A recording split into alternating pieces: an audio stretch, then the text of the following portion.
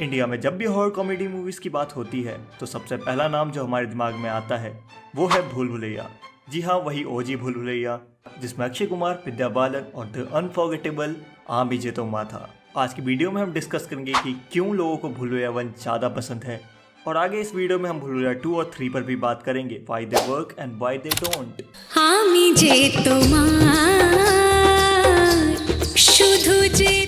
भूल भुलैया जो 2007 में रिलीज हुई प्रियदर्शन के डायरेक्शन में was a totally game changer, क्योंकि ये इंट्रोड्यूस करती है कुछ ऐसा जो हमने बॉलीवुड में पहले कभी नहीं देखा था, हॉरर कॉमेडी। क्योंकि जब हॉलीवुड स्कैरी मूवीज और घोस्टबस्टर में बिजी था, हमें देखने को मिला अपना खुद का हॉरर कॉमेडी से पैक्ड एक साइकोलॉजिकल थ्रिलर मूवी जो रिवॉल्व करती है भूतिया हवेली के अराउंड, जहाँ लोगों का मानना है मंजूलिका की आत्मा एग्जिस्ट करती है, और यही बात इस मूवी को हॉरर से कनेक्ट करती है।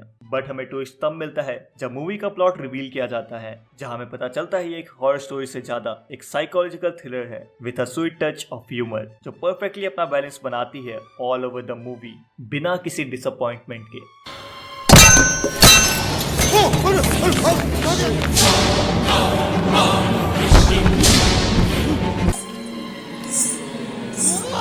सबसे पहले तो भूल भुलैया 1 की राइटिंग प्योर जीनियस थी। इसके कैरेक्टर रियल, ग्राउंडेड और सबसे इंपॉर्टेंट वेल रिटन थे। डॉक्टर अजय श्रीवास्तव का कैरेक्टर जो अक्षय कुमार ने प्ले किया है वो सरकास्टिक है, विटी है और भूतों से नहीं डरता, या जैसा वो कहता है he is a man of science. फिर आती है विद्या बालन एज अवनी एके मंजूलिका। उनकी स्क्रीन प्रेजेंस और परफॉर्मेंस इतनी पावरफुल थी कि सभी को गूज बम्स आ जाते हैं, क्योंकि भूल भुलैया सिर्फ एक घोस्ट स्टोरी नहीं थी, ये थी एक पर्सन के साइकोलॉजिकल ट्रॉमा को अनरिवील करने की कहानी, जो किसी मेकअप वाली भूत से तो ज्यादा हॉन्टिंग थी। और ऑनेस्टली सपोर्टिंग कैरेक्टर्स काफी मेमोरेबल थे।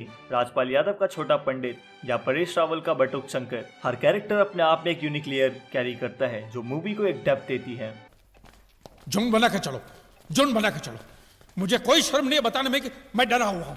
जुन बना के साथ में चलो, जुन बना के चलो। इसी के साथ इसकी स्टोरी इतनी वेल रिटन थी कि हमें कुछ एवरग्रीन मीम्स भी मिल गए, लाइक औरत बनने का शौक है से लेकर राजपाल यादव का भूत भूत। इतना ही नहीं, ऐसे अनगिनत डायलॉग्स हैं जो इस मूवी को मेमोरेबल बनाते हैं और स्टिल मुझे आज भी याद है।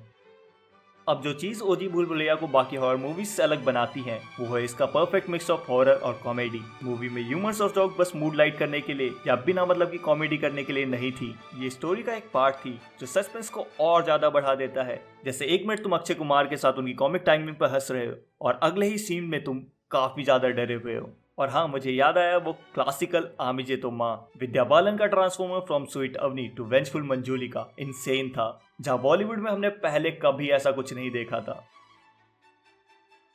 फिर आई भूल भुलैया 2 कार्तिक आर्यन के साथ। देखो, मैं झूठ नहीं बोलूंगा, it was entertaining, funny jokes, catchy songs और बॉक्स ऑफिस पर भी हिट हुई। लेकिन सच कहूं तो ये हॉरर कॉमेडी से ज्यादा सुपरनैचुरल फैंटेसी थी। ऐसा लग रहा था उन्होंने भूल भुलैया के नाम को सिर्फ नॉस्टैल्जिया क्रिएट करने के लिए यूज किया है, पर वो असली एसेंस भूल गए। ग्राउंडेड और साइकोलॉजिकल स्टोरी की जगह हमें जंप स्केयर्स और बहुत सारे वीएफएक्स दिए गए। बट स्टिल भूल भुलैया 2 ने बॉक्स ऑफिस पर काफी अच्छा कमाया, अराउंड 266 करोड़। लेकिन मूवी के हिट होने के बाद भी हम ओजी फैंस को अंदर से पता था कि इस मूवी में कुछ तो मिसिंग है। जो था मूवी के अंदर कुछ भी मेमोरेबल नहीं था, जिसके बारे में आप किसी तीसरे या चौथे पर्सन से डिस्कस भी करो। हाँ, मैं हार्ड जज नहीं कर रहा, बट मूवी ओके थी, 1 टाइम वॉच के लिए परफेक्ट थी, बट ऐसा नहीं है कि मैं उसे दोबारा देखूं।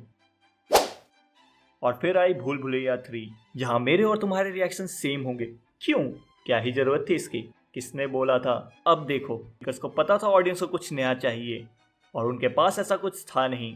अब सवाल ये उठता है, करे तो करे क्या? फिर भूले भटके किसी एक को याद आया, क्यों ना विद्या बालन को मंजूलिका के लिए वापस बुलाया जाए, क्या पता वो मूवी चला दें।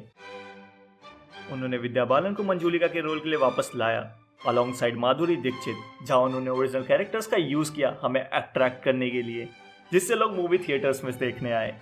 लेकिन स्टोरी लाइन क्या होती है? स्टोरी लाइन किस चिड़िया का नाम है? Story line. ऑडियंस तो आएगी और नॉस्टैल्जिया हिट करके चली जाएगी। मेकर्स ने कुछ ऐसा ही सोचा होगा। टू बी ऑनेस्ट, मुझे मूवी के अंदर स्टोरी काफी फोर्स्ड लग रही थी। लाइक अब तुम सिर्फ नॉस्टैल्जिया पे तो मूवी नहीं चलवा लोगे। लाइक विद्या बालन की कैरेक्टर मंजूलिका कितना ही सेव कर लेगी तुम्हें। और भाई माधुरी दीक्षित, देखो गलत मत समझना, आई लव माधुरी दीक्षित, मेरा भी दिल धड़कता है उन्हें देखकर, पर उनका कैरेक्टर मूवी में काफी शैलो था, जिससे हम बिल्कुल भी अटैच्ड या कनेक्टेड फील नहीं कर पाते। जहाँ मूवी के अंदर सुपरनैचुरल एलिमेंट हर दूसरी तीसरी मूवी की तरह ही था। इन्होंने कुछ नया या क्रिएटिव करने का नहीं सोचा। जहाँ वो जी भूल भुलैया पूरे टाइम सस्पेंस क्रिएट करती है, वहीं भूल भुलैया 3 हमें बस जंप स्केयर देने की कोशिश करती है। And let's be real, movie में हॉरर बिल्कुल भी फील नहीं हो रहा था और ना ही कॉमेडी। इस बात से तो ऑडियंस भी एग्री करेगी। हाँ, तुम भी एग्री करोगे, क्योंकि भाई अगर तुम ऑडियंस को गंदा परोसोगे तो वो निकालेगी भी गंदा रिएक्शन, जिसका पता हमें चलता है मूवी के अर्निंग से, जहाँ अभी वो फिलहाल कुछ खास नहीं कर रही है। मेरा सवाल तुमसे बस इतना ही है कि तुम नॉस्टैल्जिया और एक कैरेक्टर के ऊपर आज की ऑडियंस को कैसे खुश करोगे बिना किसी स्टोरी लाइन के या प्लॉट के। नेटफ्लिक्स कौन चालू किया रे साला? अब सवाल ये है, तो हम ओजी भूल भुलैया से अभी तक अटैच क्यों फील करते हैं? जिसका जवाब सिंपल है, ये ऑडियंस के इंटेलिजेंस की रिस्पेक्ट करती है। रैंडम ढिशुम या घोस्ट फाइटिंग जगह ये हमें रियल थ्रिल्स देती हैं साइकोलॉजिकल डेप्थ के साथ, जहाँ मूवी के अंदर भूत भले ही हो ना हो, पर मूवी में हॉरर टेंशन जरूर थी। और वो टेंशन, वो सस्पेंस, वो साइकोलॉजिकल लेयर रीजंस बनी कि भूल भुलैया आज भी फ्रेश लगती हैं। इन दी एंड भूल भुलैया 1 हमेशा क्लासिक रहेगी, क्योंकि इसने वो किया जो पहले कभी नहीं देखा गया था इंडियन सिनेमा में। इसमें रिलेटेबल कैरेक्टर्स, ब्रिलियंट राइटिंग और जेन्युइन लाफ और एक हॉन्टिंग मिस्ट्री थी, जो बाकी के 2 मूवी में मिसिंग थी। जहाँ भूल भुलैया 2 अच्छी मास एंटरटेनिंग मूवी थी, और हाँ, इसने पैसे भी कमाए, लेकिन भूल भुलैया 3 ऐसा लगा जैसे मेकर्स प्लॉट ही भूल गए। तो बॉलीवुड, अगर तुम सुन रहे हो तो हमें ऐसी स्टोरीज दो जो हमें फील कराए, बस चिल्लाने पे मजबूर ना करे। और व्यूअर्स, तुम कमेंट में बताना कौन सी भूल भुलैया आपके हिसाब से बेस्ट थी और कौन सी एक भूल। खैर, मूवी के मेकर्स तो भूल भुलैया 3 में स्टोरी डालना भूल गए, लेकिन तुम मत भूलना मेरे चैनल को लाइक और सब्सक्राइब करना और बेल आइकन को हिट करना, क्योंकि हाँ, हम करते हैं फन ब्रेकडाउन अपनी फेवरेट और नॉट सो फेवरेट मूवीज का। Till then be aware of Manjulika. आज के लिए फिलहाल इतना ही। आपकी तरह मैं भी मायूस हूँ, लेकिन उम्मीद पर दुनिया कायम है। दिल दुखा है लेकिन टूटा तो नहीं है, और उम्मीद का दामन छूटा तो नहीं है। इसलिए आज के लिए इतना